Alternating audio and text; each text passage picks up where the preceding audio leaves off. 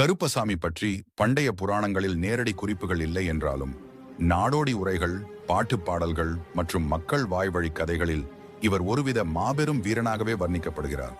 தமிழரின் மனதில் இடம் பிடித்த இவரது கதைகள் ஒவ்வொரு ஊரிலும் சிறு மாற்றங்களுடன் காணப்படுகின்றன. இங்கே பொதுவாக பரவியிருக்கும் 3 முக்கிய தொன்ம கதைகளை பார்க்கலாம். ஒரு காலத்தில் ஒரு சிறிய தமிழ்நாட்டு ராஜ்யத்தில் ஒரு ராஜா ஆட்சி செய்தார்.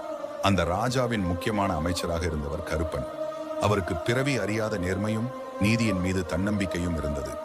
ஒரு நாள் ராஜாவின் மகள் அரண்மனையில் வளர்த்திருந்த ஊழியருடன் பாசம் வளர்த்துக் கொண்டாள்.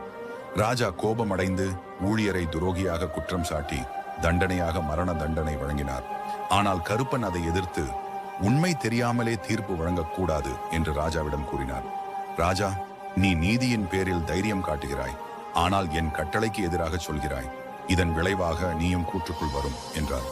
அதற்கு பதிலாக கருப்பன், நீதிக்காக என் உயிரும் போகட்டும், ஆனால் பொய்யை ஊக்குவிக்க முடியாது என்று கூறி தான் தவறு செய்யவில்லை என்பதற்காக மரண தண்டனையை ஏற்றுக்கொண்டார்.